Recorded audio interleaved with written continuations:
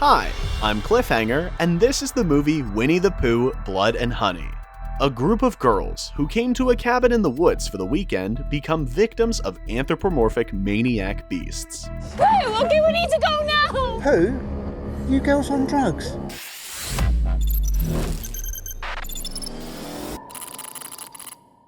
The film starts with pencil sketches marking the backstory. One day, a boy named Christopher Robin found mysterious creatures in the woods, to whom he gave names: Winnie the Pooh, Piglet, Donkey Eeyore, Rabbit, and Owl. The boy befriended them, visited, and brought food, feeding the strange dependents. After years of unhealthy friendship, the growing hero leaves his buddies and goes off to college to become a doctor. There's no getting rid of this schizophrenia otherwise. When the cold weather struck, the poor animals went wild and starved, which led to eating one of the house members, Donkey Eeyore. The animals went wild and lost their minds, mourning their comrade with his own meat. In the end, the animals swear to renounce their humanity and never speak again. 5 years go by. A grown-up Christopher Robin returns with his bride to the Enchanted Forest, where he spent his childhood in the company of talking beasts. Mr. High Voltage Duffelcoat tells his girlfriend about them, but she naturally treats the tales with a certain amount of skepticism. The girl believes that her fiancé had too vivid an imagination and a lack of medication in the body. Hearing a suspicious noise in the wilds, Christopher rushes to the sound. He finds Winnie Pooh's lair with a huge pot smeared with something scarlet. The place where he used to play as a child resembled a countryside BDSM club. The bride decides she's not ready to experiment that much in a relationship and offers to do something clever, namely, run as far away as possible. But Christopher wants to see his old friends, so they keep prowling around, ignoring Eeyore's grave. The pair come out to an abandoned house. Winnie the Pooh and Piglet's abode is set up there. Appreciating the rich collection of animal skulls, the humans hide when they hear the noise. Then they sneak up the stairs to the outside, trying not to be seen by anyone. The plan fails when Piglet, who has grown to the size of Bebop, appears. He grabs the girl and strangles her with a chain. Realizing that friendship is over, a guy makes a run for it, but the silhouette of Winnie the Pooh can be seen in the flashes of the thunderstorm. The bear doesn't respond to attempts at verbal communication, slowly stepping on Christopher Robin with his cloven-footed sidekick. They bend over their former friend and drag him into the darkness. A girl named Maria is seeing a therapist, talking about an irrational sense of anxiety that interferes with a full life in society. The doctor suggests she go to a quiet place to sort out her thoughts. It's an ironic twist of fate that this place is the Enchanted Forest, full of chaps and stinking corpses. The girls roll down a country road in a lipstick-colored red car. They stop in the middle of nowhere at an old gas station that is currently fueling the vegetation. Maria enters the potentially dangerous site to look for signs of life, but there's not a soul around. Soon, the overgrown owner crawls out of the dog booth and tells her that the normal operation of the gas station is actually not in the budget. Maria returns to her friends, and here, the 5 of them stand in front of a pastoral cottage in the middle of a green meat processing plant. And did you say it has a pool? Yeah, and a barbecue. Nice. Well, that pool's got my name written all over it. The girls look around the rented cottage, anticipating a digital detox, giving up their smartphones to have a break from social media. However, there are some unexpected consequences. First, selfies with wet hair are cancelled. Second, the last friend drives separately, not knowing the way. She tries to call, but the phones are turned off.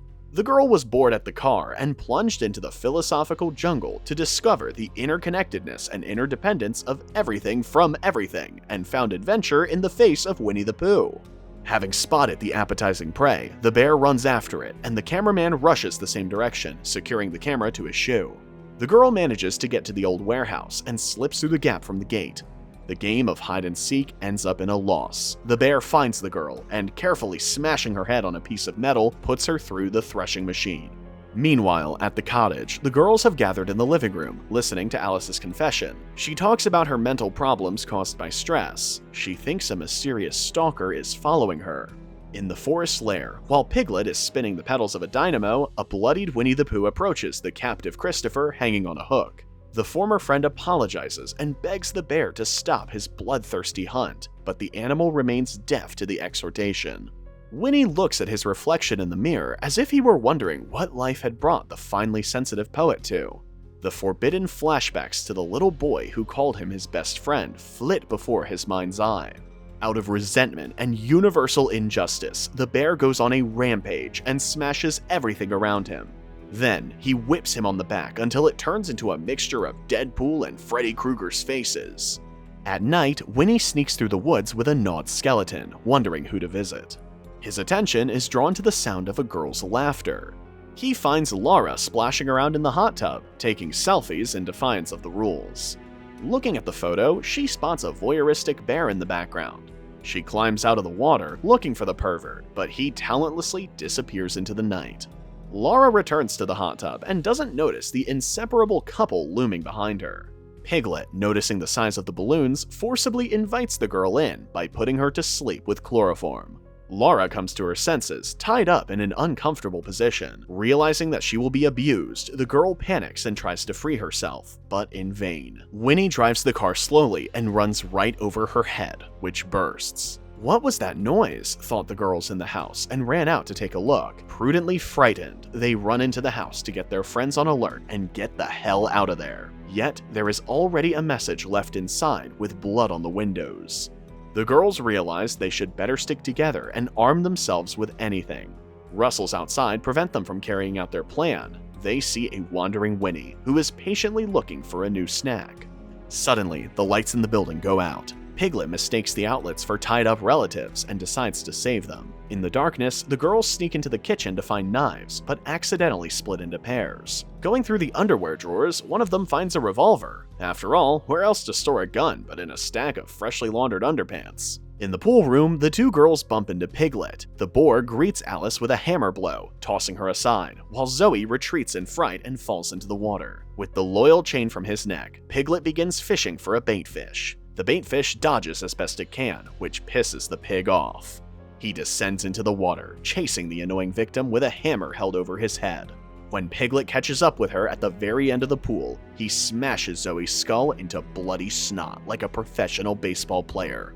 Alice, who wakes up, sees the execution, and after that, Piglet slowly approaches her. Meanwhile, the remaining girls, Jess and Maria, decide the maniac is gone. They go downstairs and find a corpse floating in a bloody pool like a lonely dumpling. Through the windows, they see the monsters carrying away the unconscious Alice. The girls fearlessly sneak after them, cautiously, as if stalking a hippopotamus, determined to save their friend at all costs. The animals lead the pursuers to a secret camp in the woods, where they tie the captured Alice to a table. Winnie is nibbling on fresh honey from the pot when some noise catches his attention. A frightened Alice watches as he approaches her, leaning overhead. Honey drips from his smiling face. Bringing his paw close, the bear whips the girl in the face.